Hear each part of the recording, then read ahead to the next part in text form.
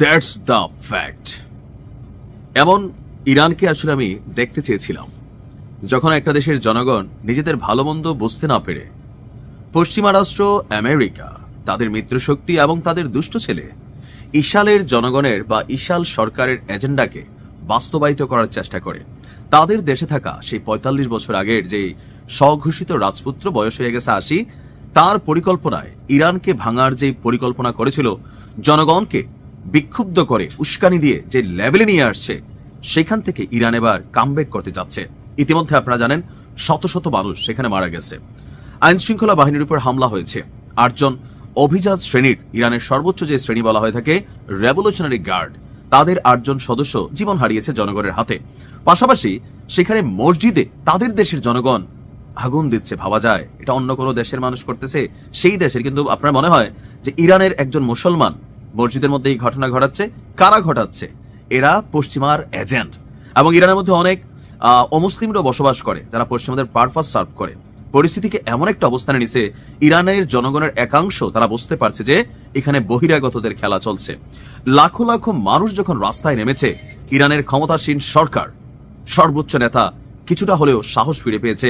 আর সর্বশেষ ইরানের সেনাবাহিনী এবং সেনাবাহিনীর অভিজাত শাখা ইসলামিক রেভলিউশনারি গার্ড কর্পস, সংক্ষেপে আইআরজিসি, যারা তারা বিক্ষুব্ধ জনতার উদ্দেশ্যে আজকে রেড লাইন ঘোষণা করেছে।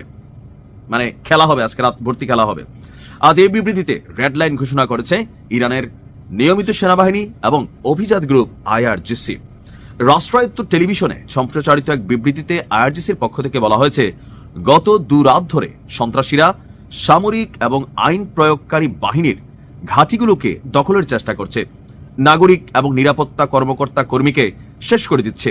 সরকারি সম্পত্তি থেকে শুরু করে মসজিদ, মাদ্রাসা, কোনো কিছুই বাদ যাচ্ছে না অগ্নিকাণ্ডের হাত থেকে। ধারাবাহিকভাবে এই ধরনের ঘটনা ঘটতে থাকা একেবারেই অগ্রহণযোগ্য।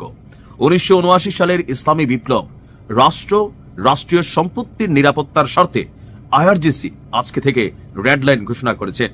রাষ্ট্রীয় সম্পত্তির ক্ষতির চেষ্টা করলেই বিনিময়ে যাবে ঠুস ঠুস ঠুস।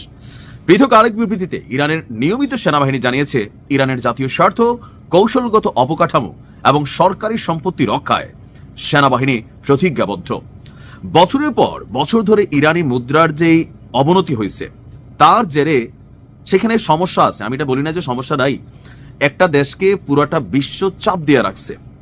আজকের দিনে বাংলাদেশ যদি মাত্র ধরেন, আমেরিকা খালি কয় যে বাদ বাংলাদেশ, কালকে দিনে ভিক্ষার ঝুলি নিয়ে আমরা রাস্তায় নামবো কেন? আমেরিকা তো আমেরিকা না, আমেরিকার সাথে ভারত আমাদের সাইড দিয়ে বসে আছে। আমেরিকা যখন রিয়েকশন দিবে, ইউরোপীয় ইউনিয়ন রিয়েকশন দিয়ে বসবে।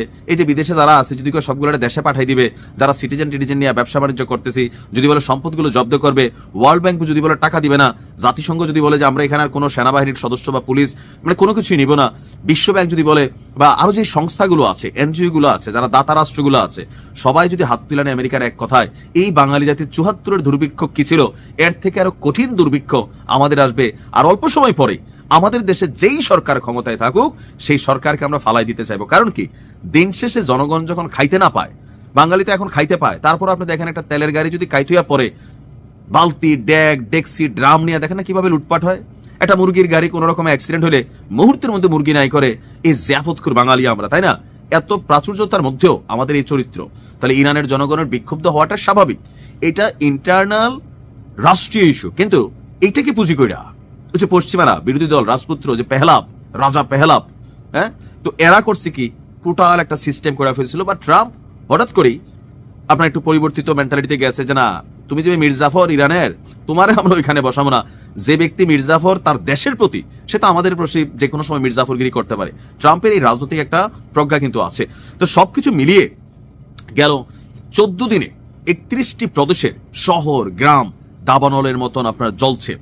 দিনকে দিন বিক্ষোভের তীব্রতা বাড়ছে।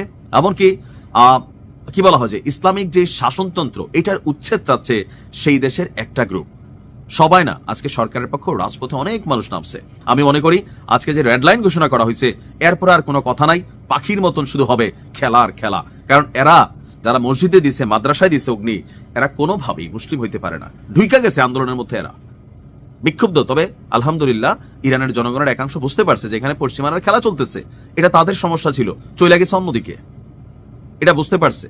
দেখা যাক কি হয়। ভালো থাকুন।